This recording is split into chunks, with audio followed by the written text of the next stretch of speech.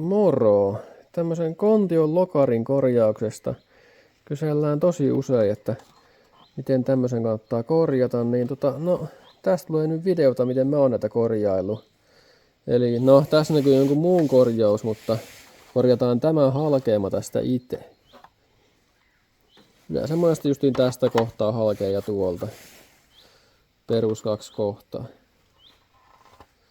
Joo, eli täällä on entinen omistaja on tämän korjannut jollain tämmöisellä metallin palalla. Mä itse korjais näin kumminkaan. Mä itse laittaisin tähän vaikka reikänauhaa. Sitten pistäisin 2 reikää niin kuin vierätysten sitten niin kuin näin. Noilla popniiteillä. Mutta tämäkin on toimiva konsti aivan, että ja se on näköjään kestänyt kyllä aivan, että noinkin saa korjattua. Mutta näiden korjaukseen on niinku oikein kunnon työkalukin olemassa. Eli se on tämmönen. Ja mitäs meillä täällä on? Tää on lämpönitoja. Tuommoinen laitos. Plastic Welding Gun. Tämä on 70 wattin. Suosittelen vähintään näin tehokasta, että mitä tehokkaampi, niin sen parempi. Sen nopeammin se sulattaa muovia. Ja tää on tosiaan, täällä on kaikennäköisiä tämmöisiä niittyjä, mitä tulee mukana, mitä voi käyttää. Tommosia. Mutta tämmöisessä NS-suora tai lähes suora pinnan korjauksessa kannattaa käyttää tämmösiä mahdollisimman vänkyröitä yksilöitä. Nää toimii kaikista parhaiten tässä hommassa.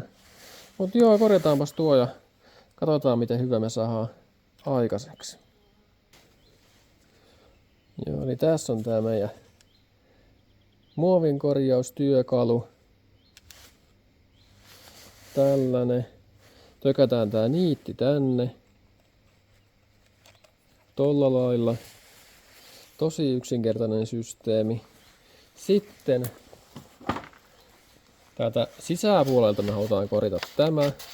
Tähän ei tosiaan tarvitse tehdä mitään valmisteluja. Siitä vaan vedetään tuo halkeama tuosta umpeen mahdollisimman hyvin. Ja sitten vaan korjataan tämä.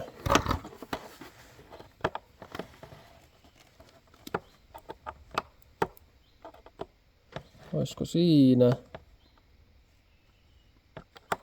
Sitten vaan painetaan tänne.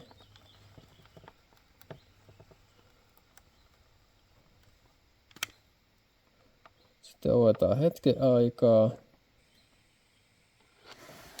Noin. Ja se olisi niinku siinä. Tähän on tietenkin lisää vielä noita, mutta tulee yllättävän nopeasti niinku tämmöisen korjaus niinku valmiiksi. Ei mene montaa sekuntia. Tommosia laitetaan tonne vaan jokunen ja sitten maalia vähän päälle, niin se on valmis. Lisää vaan. Niin tosta vaan painetaan. Sitten kun on uponnut tarpeeksi, lopetetaan, pidetään hetki paikallaan ja nypätään. Noin.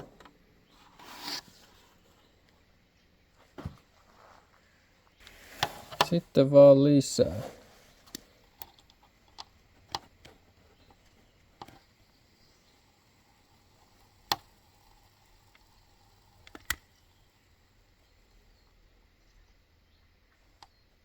Ja nypätään. Näin helppoa. Oho. Vähän meni läpi tuolta jo, mutta sehän ei menoa haittaa. Laitetaan vielä yksi ihan tähän.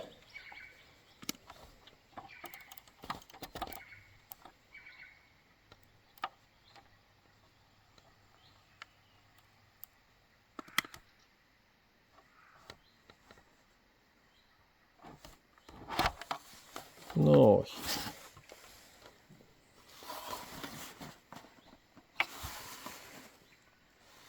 Ja se olisi niinku siinä sitten se korjaus. Pikkasen tuli liian syvälle tuo 11 varsinkin, mutta ei se menoa haittaa. Joo, tosiaan näin saa korjattua ja tämä on niinku täysin kestävä, että se voi tästä vaan nyt näin tehdä. Ja se tuo niinku korjaus kestää aivan, että ei se tuosta samasta kohtaa enää mene hajalle. Erittäin hyvä. Näin vaan. Sitten nuo saa poikki. Nuo tapit tosta ihan vääntämällä vaan. Tai sitten ihan vaan katkaisupiheelle. Eli tosta vaan poikki.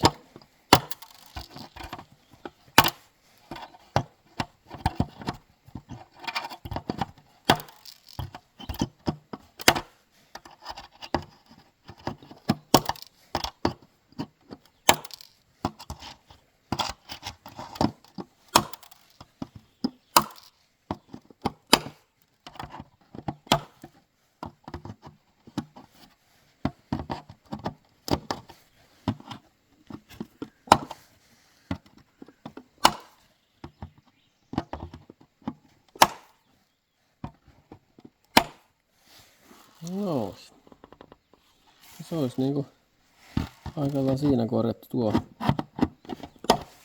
tuo ongelma.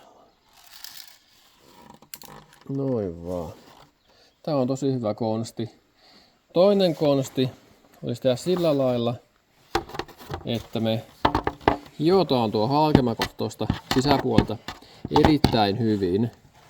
Vaikka P60 tai P80 hiomapaperilla. Sitten me laitetaan tähän vaikka esimerkiksi kangasteippiä tai jotakin tuohon päälle. Ja sitten pikaliimalla. Sitten vaan kastellaan kokonaan se kangasteippi. Ja se sitten pitää tosi hyvin. Sitten se, että jos ei tuommoista lämpöniitti vehettä viitti ostaa, niin se on kans ihan toimiva konsti, millä mä oon useita näitä korjannut niin kuin toimivasti. Mutta on tämä huomattavasti parempi kuin se pikaliimapatentti. Ja siinä pitää tosiaan karhentaa. Siinä on huomattavasti enemmän hommaa kuin tässä. Sitä pitää karhentaa tosi hyvin tuo pinta tosta. Ja sun muuta, että sitten sieltä tulee sitten oikeasti hyvä. Että se niinku kestääkin, kun tämä kestää suoraan näin. Ei tarvitse tehdä mitään, se on valmis. Tosi nopea ja näppärä. Mä pistän tuosta mun lämpönitoajasta linkin tuonne video alle, jos haluatte samanlaisen. Joo, tätä voi käyttää ihan mihinkä lokariin tai mihinkä muoviosiin vaan. Mulla on tässä tämmönen halkeillu. Tää on peräkärrystä tämmönen lokari. Se on irronnut kesken ajoin ja siellä on halkeamaa. Korjataan tämäkin tästä nyt samalla kertaa, niin katsotaan tuleeko tästä hyvä vai huono.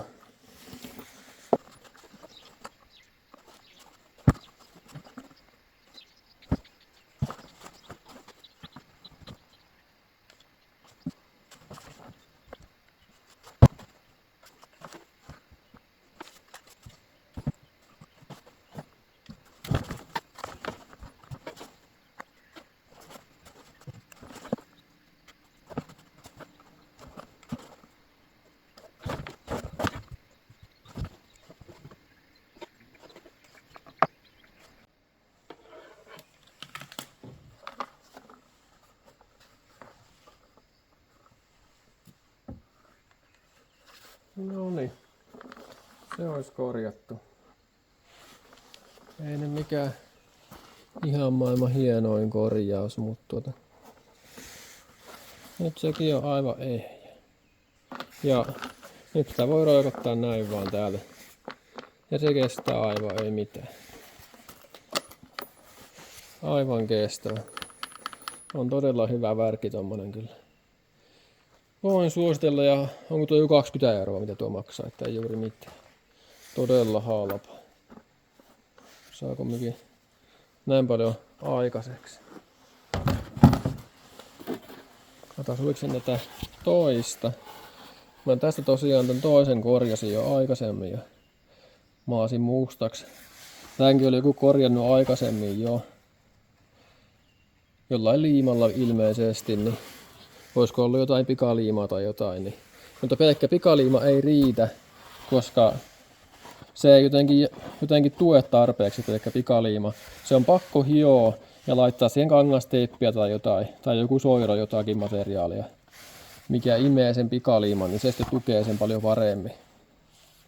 Mä tän tosiaan noilla samoilla niiteillä korjasin tossa vähän aikaa sitten, niin ihan hyvän näköinen tuli. Ja täällä on taas kans jonkun muun tekemä korjaus tällä toisella puolella. En tiedä miten tää sitten on. Onko tää kuirutettu oikein vai? En tiedä. Ei oikein tiedä miten tuo on korjattu. Voi olla peräti oikein kuirutettukin. Joo. Mutta minkä takia nämä hajoaa? Miksi nämä ei ikinä kestä nämä kontion lokarit? No, eka tää materiaali on vähän tämmönen. Vähän huono. Ja näitten tää kiinnitys on tosi huono. Eli ihmiset kiristää nää liian kireille ne pultit, mitä nää kiristää kiinni nää lokarit. Ja se ei kestä. Eli jos tekee järkevästi, niin käyttää jotain tämmöisiä kumiprikkoja siellä välissä. Nämä on valokatteen tämmöisiä prikkoja niille ruuveille. Niillä valokate kiinnitetään. Nämä on just soppeleita tähän hommaan. Tästä vaikka niinku vinkiksi jollekin, että näillä laittaa kiinni, niin ei lokari hajoa enää koskaan. Semmosta. Mut joo. Nyt nämä on taas ehjätty nämä näin ja voi taas jatkaa ajelua. Ja nämä siis kestää aivan, että ei mitään. Todella hyvä patenttikorjaus. Mutta joo, eipä tällä kertaa. Morjens.